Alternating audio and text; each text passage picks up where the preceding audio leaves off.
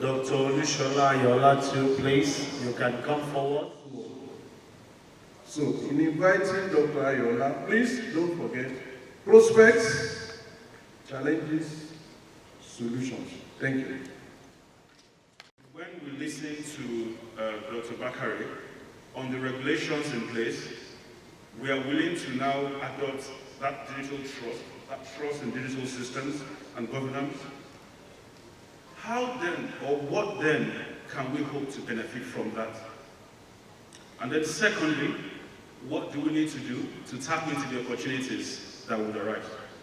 But before that, let me first of all try to make a very simple clarification here. Global competitiveness is supposed to be the question in days like this, where we've just seen what COVID-19 can cause. And then the question is, how competitive are you as a professional in your field?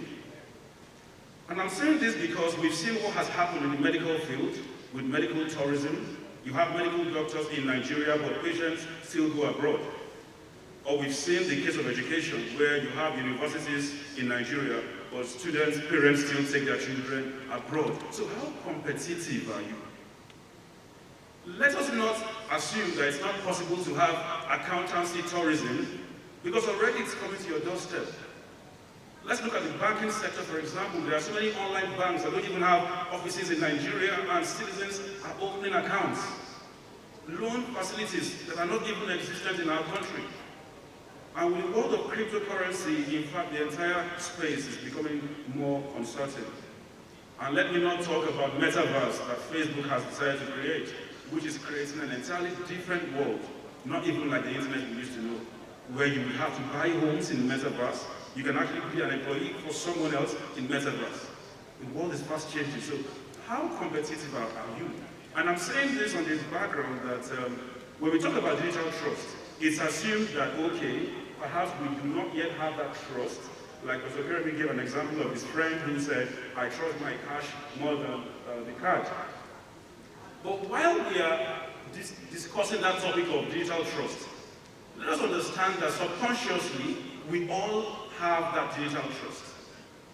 Where do you exchange contact, documents? Is it not on Google Drive? Do you know who has access to that document you put on Google?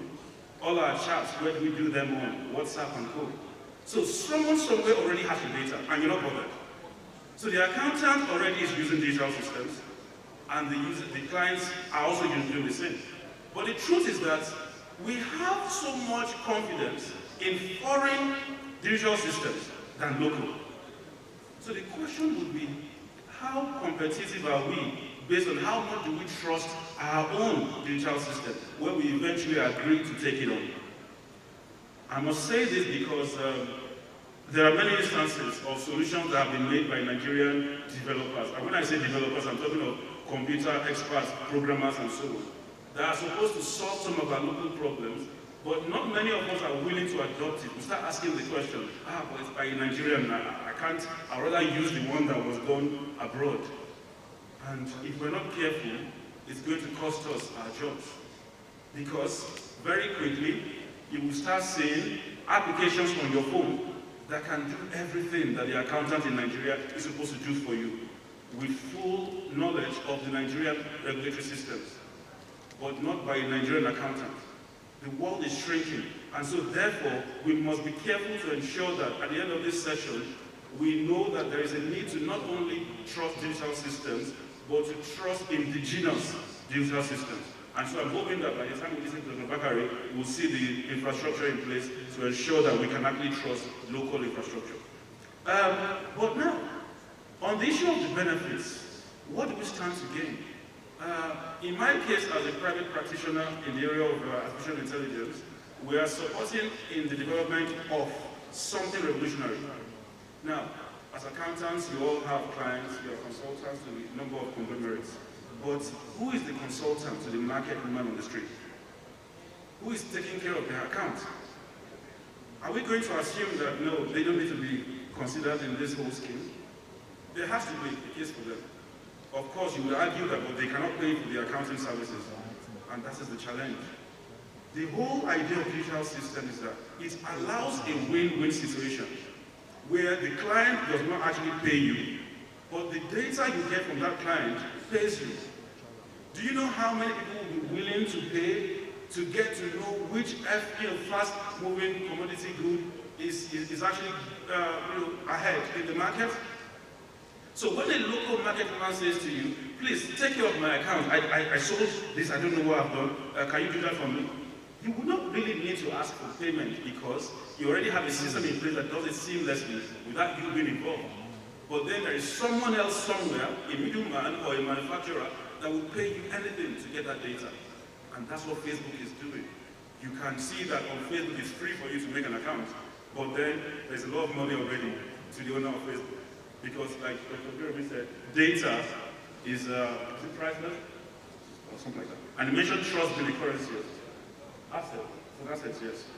So that is one benefit when we look into that area. So what we are doing, for example, is that we are building a smart system, very little system, like a normal POS system, that allows the local market woman to give, man or woman, sorry, I have to be very careful here, to actually give you receipts for everything you buy.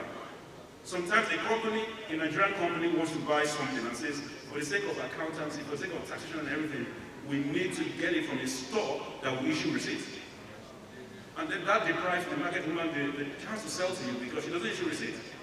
So we are creating a simple POS system that not only collects payment, but also has a barcode scanner that scans everything you're buying so she can issue you a receipt. And that is important for us if we must carry along the microeconomic aspect of the country. So that is one aspect, and of course I can't emphasize the amount of benefit you get from that data. So what's the job of an accountant, if I may ask? To keep records, to inspect records, and to analyze records. What are you analyzing? You are analyzing so that you know where we are, or where the client is, why we are here, what have we done in the previous financial year, and then where are we heading if we change or if we don't change our ways. And that is the kind of information or detail that people look for when they consult an accountant. But you are limited to the amount of data they provide for you. So it's easy to say, well, our job is limited because there is not enough data. But by the time we embrace digital trust, there will be too much data to make use of. And the question is, what will you do with it? So that is the future we should be looking at. The benefit is going to impact on the profession. So we know that with too much of data, there's a lot we can gain. But what are the things? First and foremost, you have what we call data analytics, that helps you to even present or represent your data in a very easy to understand manner for the managers to understand. But beyond that, there is a time series forecasting or time series analysis. When you have data, even without proper research, you can easily see the causes and the effects of actions that we take. You can also see a trend in the way markets change or people's behavior changes. For example, in the area of forex trading or stock trading, it's easy for us in the field to see where the market is heading. We built a system at Rate, for example, that allows you to predict the next maybe 7 days or 7 weeks behavior of the market. Now, that's the kind of information that people want to get when they call a consultant like yourself.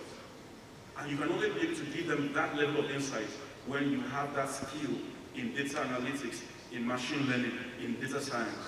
So these are the opportunities it opens up for you as accountants.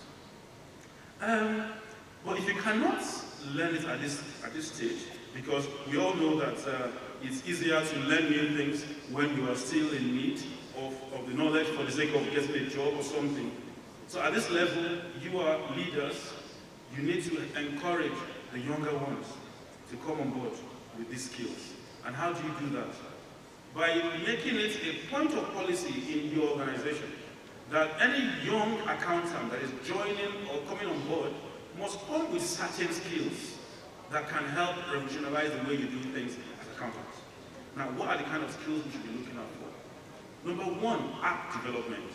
What is app development? All those applications on your phone that make it very easy for you to make a Google Map, Google Email, any other kind of service on your phone. That is an app. Somebody somewhere sat down to build it. And it's becoming a case of expert systems now, where an expert must be the one to do it. I say this because the future holds, that you will not need to be an accountant to do the job of an accountant any longer. And I'm not saying this because accountants are not needed. I'm saying this because just one accountant can solve the same problem that several accountants will usually solve by simply creating an application on the phone that everybody can use. So it's important that in everything we do, there must be an expert within your organization that at least can create an application. So anybody that comes to you as a consultant should be given that app on their phone, so that it's very easy to collect their data, make use of their data for themselves. And I'm happy to soon listen to regulations that will be in place when you begin to develop apps for clients, so that they too can be rest assured that it's safe in your hands. Also, one thing that we have to do, well, of course, I've mentioned app development as a skill, but of course, machine learning too is another skill. It's important that new accountants or accountants coming on board understand very quickly how to make inferences from unrelated data. The good thing about machine learning is that while science can sit down to understand why this cause leads to that effect, machine learning simply looks at history. What have we done and what did we get? Then look at how it has gone for several years.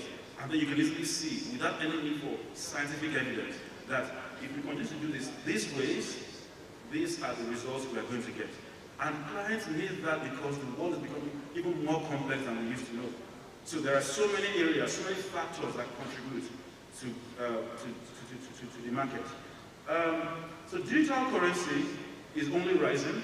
We have seen in the case of cryptocurrency, we've seen in the case of digital currencies, like in Nigeria as well.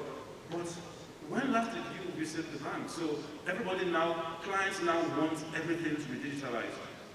Nobody really wants to do paperwork anymore. So it's something that we have to adopt. Finally, I'm going to wrap it up by saying that the only way to secure a sustainable future for any profession is to adopt digitalization. And because that is where the world is heading. And it's only a matter of time before we realize that we have no choice but to adopt that method. Or are we going to wait until we are forced and at that point in time we lose out in the global scene?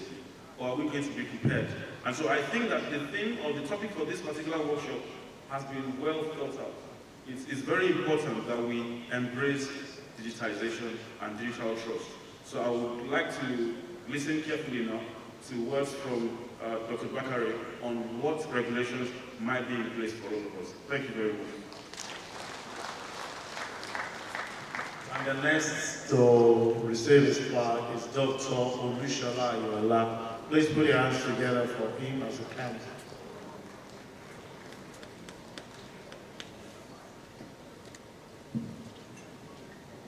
Dr. Ayoola, we are very grateful to you for your contribution to this topic. We are better informed, and we definitely will take this time and to make sure that your recommendations are followed. Thank you very much. So we'll take a group photograph. Let the paper present.